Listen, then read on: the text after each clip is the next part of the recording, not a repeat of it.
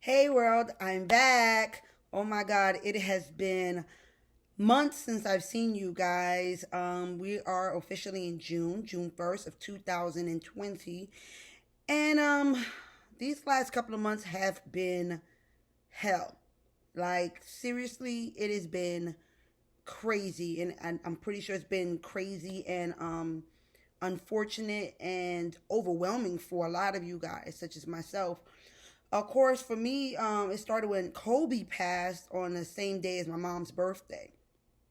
Um, and to be honest with you, it's been downhill from there. I mean, even right now as we speak, there is a 9 p.m. curfew in Atlanta, which is where I live, where I reside. And yeah, this COVID-19 has ruined all of my travel plans. I don't know about you guys, but a week and a half ago, I was supposed to be in Jamaica. And in 2 weeks, I was supposed to be in California, and that has totally been ruined. But on a brighter side, I am healthy, I am happy, I am alive. So that above everything else, right? Take the good with the bad. I have lost a couple of friends, and I've had friends' parents pass away, so that has been really unfortunate. I know what it is to lose parents. As you guys know, I lost my mom and dad in the same year. So yeah, it's just been quite challenging. And then with the murders of Ahmaud Arbery, Breonna Taylor, and George Floyd, it's just been, man. You know what it feels like? It feels like when you want to throw up, but you don't want to throw up in front of everyone, so you try to hold it in, but it seems to only make it worse. That's what that feels like. That's what this situation has viscerally given me, that response. Like, to just feel like I'm I'm at my wit's end. And I think as black people and people of color, we try not to throw up in public. So what that means to me is like we try not to show that emotion of being upset and vulnerable and angry in public because we don't want to be labeled so many things. But now I'm just throwing up all over the place at this point. I mean, with all that's going on, all this injustice, the protests, the looting, the rioting, people are feeling like no matter what, there shouldn't be any looting or rioting. And I say this, when we were peacefully protesting, it wasn't good enough. When Kaepernick took a knee, it wasn't good enough. So nothing is ever good enough. And it's funny because at the end of the day, looting and rioting is something that every culture has done. Every race has done. I mean, and especially in this country, Caucasians have done it quite a bit. And yet, it seems that when we do it, when we protest peacefully, it still annoys a lot of people. And man, we can't do anything right. We can't. As people of color, it seems that when we try to change antiquated laws, we get pushed back. We get pushed back for everything. That's how I feel about it. We get pushed back for everything. So this year, 2020, I don't ever want to cancel a whole year, right? But I will cancel these last couple of months. I can definitely tell you that. These last couple of months for me have been canceled. Really, really. Let's take it back. I'm going to take it further back. Ever since, I say, right after I came back from South Africa, the Ghana trip canceled. Listen, multiple things and people have been canceled for me. I'm part of this cancel culture. I've been part of the cancel culture before it was a cancel culture. I just cancel people. Like, I don't care what episode you was in. If I leave you in a cliffhanger, I just left you in a cliffhanger. I don't care. You are canceled. You will not be returning for next season. Have a good day. Go find a job somewhere else. But a lot of people and a lot of situations for me have been canceled. And I don't think being part of this cancel culture is a bad business. I don't. Some things need to be canceled. It just does. You know? But it's just been really overwhelming because there are times where it feels like, what's the point of being good and being righteous if people are still going to treat you like you're ratchet? I mean, I think people don't want to be honest about that, but it's tough. It's tough waking up and mindfully doing the right thing all the time. And people say, oh, you should always want to do the right thing. But sometimes it gets aggravating. Like, what's the point of doing the right thing if you still going to get results as if you did the wrong thing? You know, and it's, I mean, I'm all about having faith. I'm all about, doing right. But sometimes it does get tiring.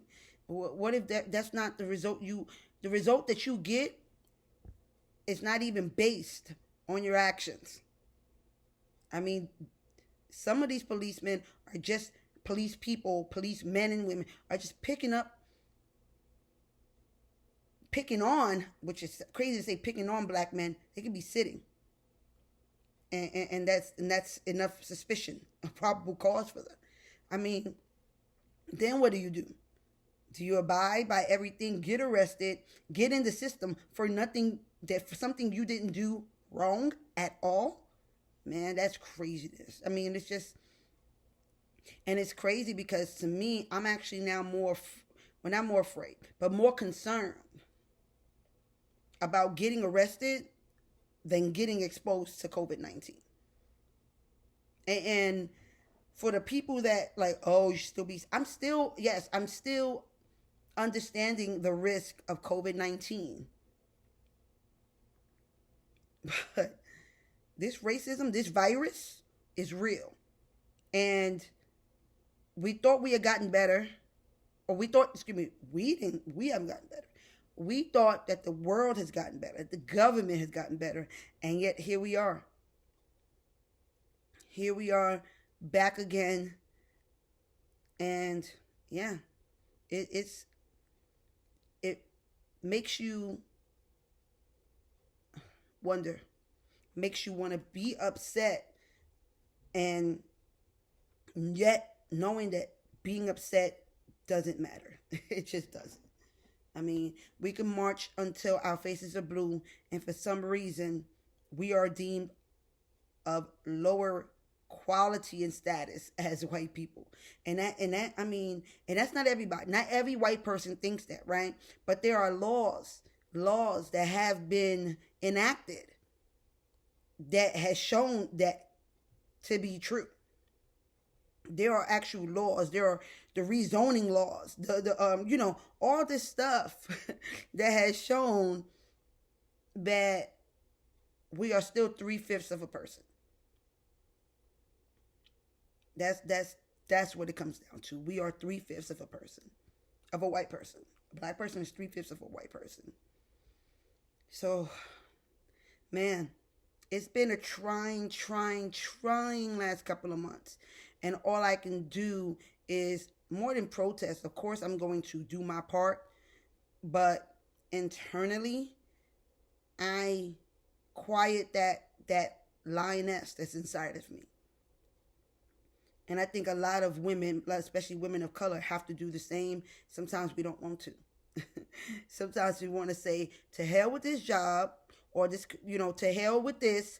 And whoever is bothering you, you want to just get at them the way that they should be got at. And yet, because we care about our livelihood and taking care of our families, and black men too. I mean, I'm speaking for myself. Or speaking for me, really, I'm speaking for myself. We have to kind of quell our anger, our disappointment, our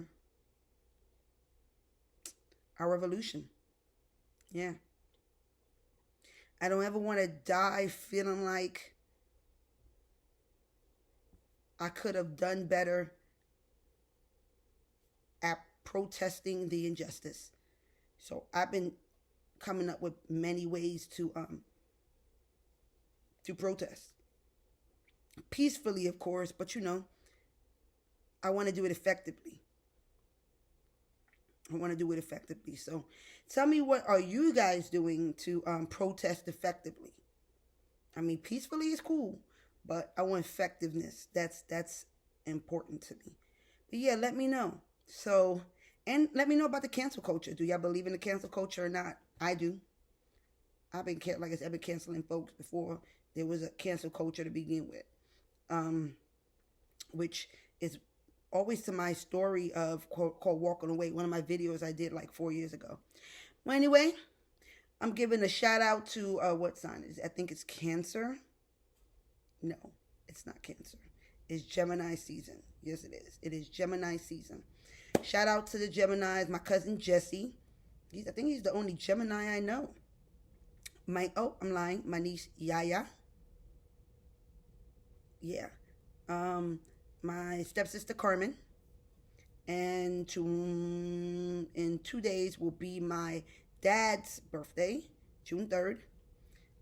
Rest in heaven, Papi. And I love you guys. I really truly mean that.